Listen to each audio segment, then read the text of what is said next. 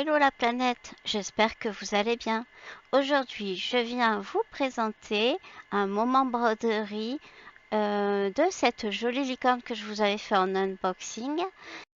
C'est une toile de chez Ferry, actuellement encore disponible. Je vous mettrai le lien en bas dans la barre d'infos. On l'a fait en duo avec, je vais demander à mes deux invités de dire les chaînes.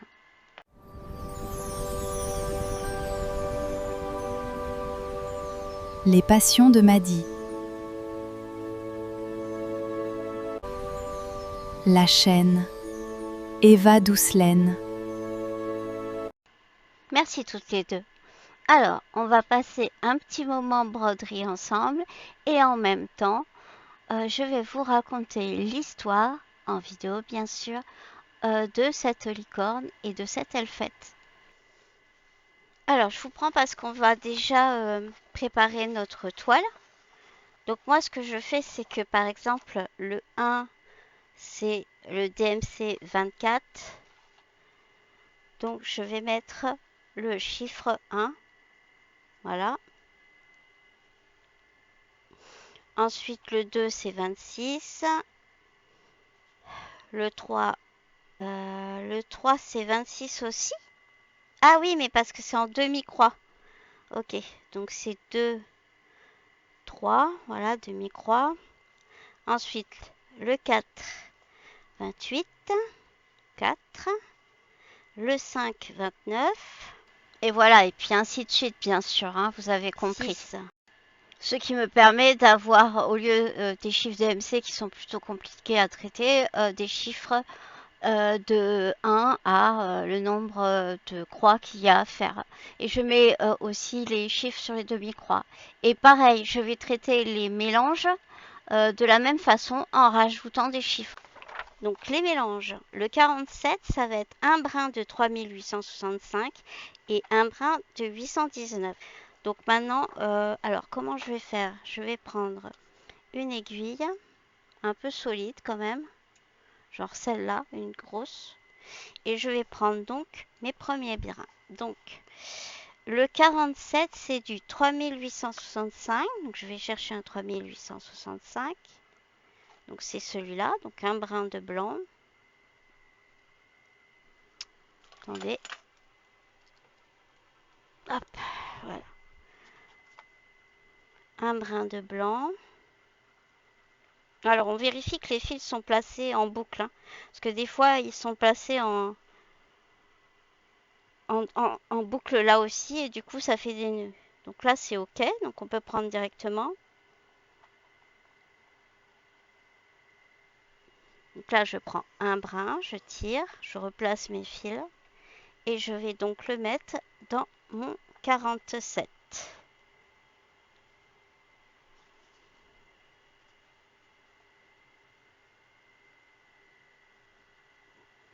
Voilà. Ensuite, le 819. 819, donc c'est ce blanc mais un peu rosé. Donc, pareil, je prends un fil, je tire, je replace mes fils. Et je mets le rose avec mon blanc que j'ai mis tout à l'heure. J'en refais une dernière avec vous, puis je continuerai toute seule. Comme ça, après, vous êtes plus embêté. Quand vous finissez le fil, bah, vous refaites de suite un mélange derrière. Par contre, ce que je vous conseille, c'est de diviser les fils pour pas que ça soit trop long. Du coup, alors la suite, le 48, c'est un 152. 152, donc c'est ce rose, joli vieux rose. Je prends un fil.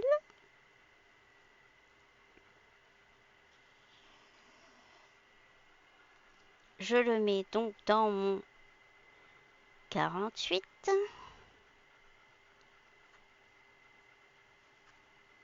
Voilà. Et ensuite, j'aurai du 3042. Donc 3042. 3042, c'est plus là. Oui, c'est ce joli violet. Clair, pastel.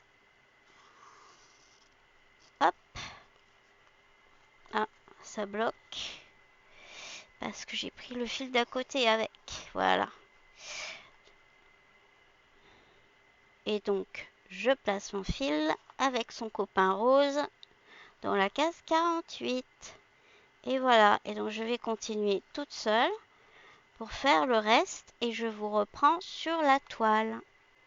Alors voilà, je me suis installée pour broder. Donc, je vais commencer par l'aile faite.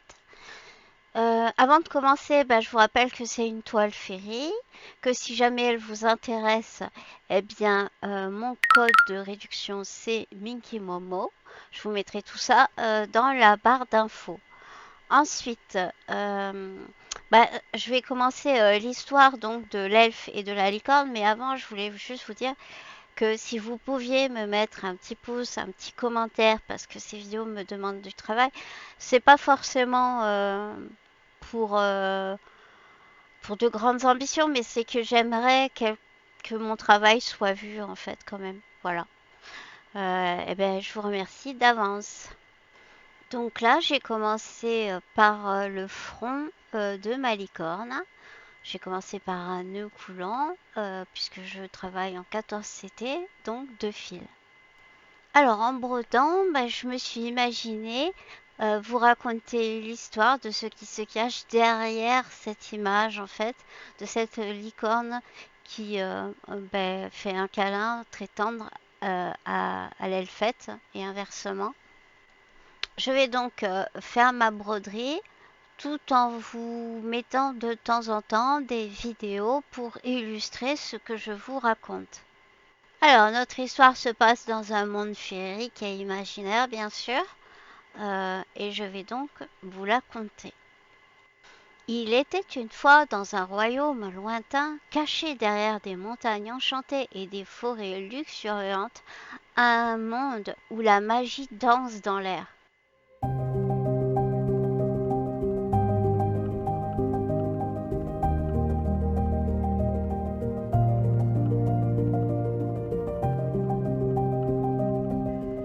Or, ce monde était bien beau, bien riche, et c'était le monde de chez les elfes.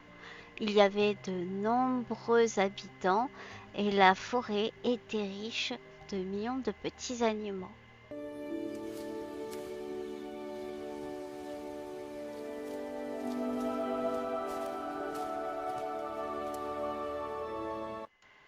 Ce jour-là, alors que tout était paisible, et tous les oiseaux chantaient, les petits animaux vaquaient à leurs occupations, on entendait au fond de la forêt pleurer quelque chose.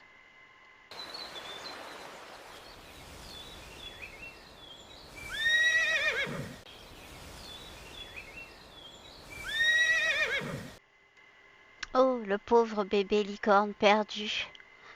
Il pleure au milieu de la forêt. Mais je crois que quelqu'un arrive. Et peut-être va-t-il l'aider.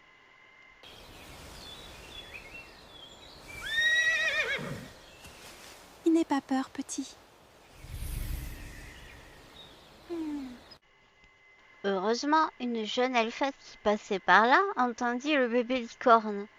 Et elle décida de prendre soin de lui. Elle l'amena donc chez elle.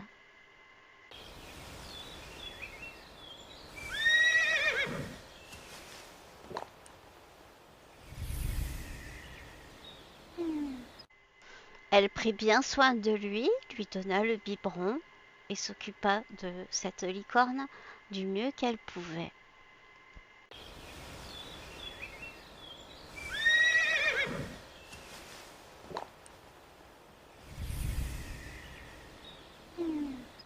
Cette jeune elfette veilla sur cette licorne avec sagesse. Elle respecta son sommeil, elle respecta sa nourriture, elle essaya de lui faire une antre de tranquillité. Mais elle veilla aussi à son éducation, parce qu'elle voulait que plus tard elle se débrouille dans la forêt. Regarde bien le tableau. Tu dois sauter comme ça. Tu as compris? Le temps passait et la licorne et l'elfette grandissaient petit à petit. elles partageaient de plus en plus de confiance entre elles et bien sûr, elles s'aimaient énormément, partageant jeux et magie.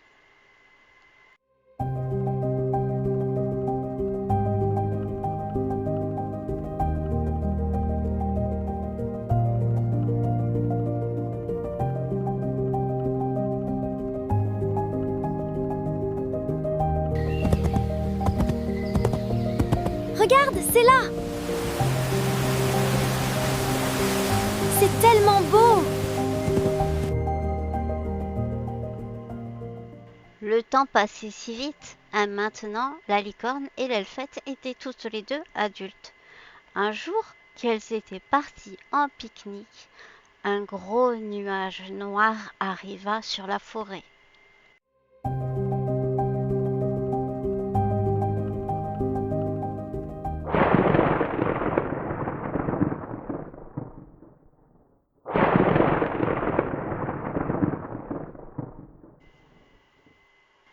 Évidemment, ce nuage n'était pas d'origine naturelle.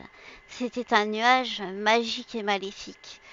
Maléfique parce que c'était un nuage créé par un méchant sorcier.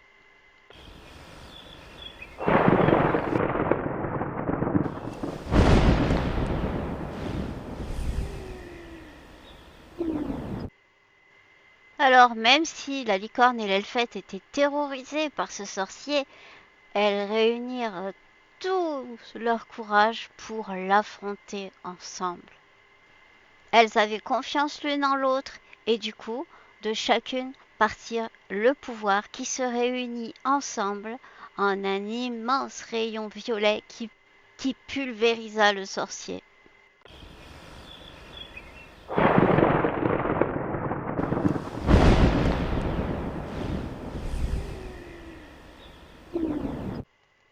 Ensemble, elles avaient réussi à se débarrasser de l'affreux sorcier et de son nuage noir.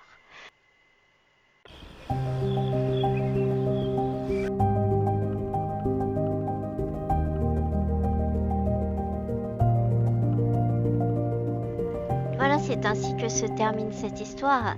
Et c'est donc à la fin, quand elles ont gagné ce combat, cette licorne et cette elfette, que ce fameux tableau a été peint. C'est ce que dit la légende. Maintenant, à vous peut-être de venir nous rejoindre sur ce trio avec cette magnifique licorne et donc l'histoire du tableau aussi.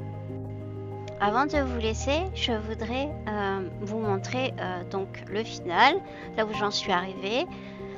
Il me manque donc tout le backstage, peut-être que je le ferai pour le FlossTube. Je voulais aussi dire que cette idée de raconter une histoire, elle est venue déjà, je crois, de Kiki, donc je tiens à dire quand même que c'est son idée. Et pour le fait d'avoir rajouté des vidéos, eh bien, je le dois à mon petit Andrea de 3 ans et quelques qui, en me montrant une vidéo qu'il regardait sur la télé, m'a fait penser qu'on pouvait aussi inventer des histoires comme ça. Voilà, gros bisous tout le monde, à bientôt pour une prochaine vidéo.